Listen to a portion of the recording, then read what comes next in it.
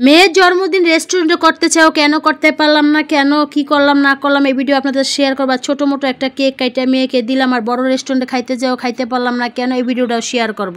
আসসালামু আলাইকুম, প্রতিদিনের মতন আরেকটা নিউ ব্লগ। তো যাই হোক, এদিকে আমি সকাল সকাল একটু রান্না বান্না করতেছিলাম। ভাবছিলাম যে আজকে রেস্টুরেন্ট, যেহেতু গতকালকে আমার মেয়ের জন্মদিন ছিল, তা ভাবলাম আজকে রেস্টুরেন্টে যে আমরা খাবো, আমার বোনেদের ভাইদের সবাইকে বলছিলাম 2-3 দিন আগে যে আনাইয়া জন্মদিনটা এবার একটু সুন্দর করে করবো, যেহেতু বছরে প্রথম, আর এই 1 বছর পূর্ণ হলো। সবাই আমার মেয়ের জন্য দোয়া করবেন। আর ভাবছিলাম ভালো একটা রেস্টুরেন্টে যায় সবাই কেক কাটবো, সুন্দর করে খাওয়া দাওয়া করব।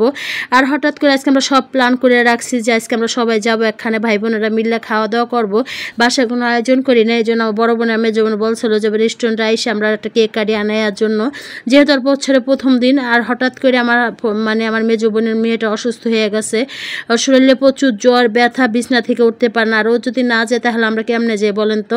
তাহলে তো মেজ বোনও আসতে পারবো না, দুলাভাইও আসতে পারবো না, ভাগ্না ভাগ্নি না আসলে কি ভালো লাগে বলেন? এর জন্য প্রোগ্রামটা ক্যান্সেল করে দিছি। দেখি 1 সপ্তাহ পরে যাবো আবার ওদিকে আমরা বসুন্ধরা বড় বোনের বাসায়। তখন যদি করি অবশ্যই আপনাদের সাথে ভিডিও শেয়ার করবো। আমরা যাইছিলাম বড় একটা রেস্টুরেন্টে যেয়ে খাওয়া দাওয়া করবো, কেক কাটবো।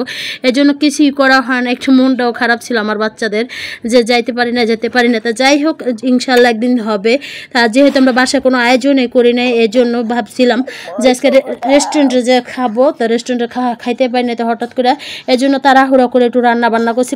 ভাবছিলাম কোনো রান্না বান্নাই করবো না, কারণ রান্না বান্না করে না। বড় বোনে বলছে যে দুপুরে এসে আমাদের এই জায়গায় খাইয়ে আমরা সন্ধ্যার পরে রেস্টুরেন্টে যে খাবো, এই জন্য খাইতেও পারি না, যাইতেও পারি না। এই জন্য তাড়াহুড়া করে একটু ভেন্ডি ভাজি আর একটু গরুর মাংস রান্না করলাম, বিকালে যে ফল টল কাটতে দিলাম। আর এদিকে হালকা পাতলা আমার মেয়ের, আমরা বাসায় দেখা যায় আমার বড় মেয়ে খেলনা এনে দিছে, আমার ছেলেও একটা ইয়ে, আমার মেয়ে তো খেলনা পেয়ে পুরো হ্যাপি, অনেক খুশি। বললাম না কিছুই করি নাই, করি নাই বলতে যে ভাবছি রেস্টুরেন্টে অনেক বড় অনুষ্ঠান করে করবো, সবাই অনেক আনন্দ করবো। আর হঠাৎ করে তো আমার বোনের মেয়েটা অসুস্থ হয়ে গেছে, দেখি আগামী সপ্তাহে নিয়েই তো, আগামী সপ্তাহে যদি সুস্থ হয় তাহলে যাব। আর ধুমধাম করে করতে চাইও করতে পারলাম না, আল্লাহ রিজিকে না থাকলে কিছু করার না, যেদিন পারি হয়তো করব। তা যাই হোক, এদিকে তো আমার ছেলে আবার বলতেছে আমার ছোটো বোনটা কিছু দিব। ও বলতেছে আম্মু আমি আনায়াকে একটা লেখার কিছু দিব। আমি যখন পড়তে বসে আনায় আমার অনেক ডিস্টার্ব করে, এর জন্য। আর আনায়া তো অনেক খুশি পাই। আর এদিকে আমার হাজব্যান্ড দেখি রাত্রেবেলা একটা কেক নিয়ে আসছে। তো যাই হোক, কেকটা এরা বলতেছে তাহলে একটা কেক নিয়ে আইন না বাবুরে কাইটিয়া দাও। তো কিছুই তো করলা না তুমি আজকে। ভাবছিলাম তো আজকে আমরা সবাই রেস্টুরেন্টে যাই খাওয়া দাওয়া করবো, জন্য কিছুই করা হয় না। পরে আমার হাজব্যান্ড একটা কেক নিয়ে আসলো, তো বাচ্চাদের আমরা কেটে কুটে দিলাম একটা কেকে। আমার অনেক শখ ছিল আমার মেয়ের প্রথম জন্মদিন অনেক ধুমধাম করে করবো, হয়তো ভাগ্য নাই। আর যদিও করি অবশ্যই আপনাদের সাথে শেয়ার করবো, যদি সবাই একসাথে খায়, যদি আগামী সপ্তাহে যাওয়া হয়।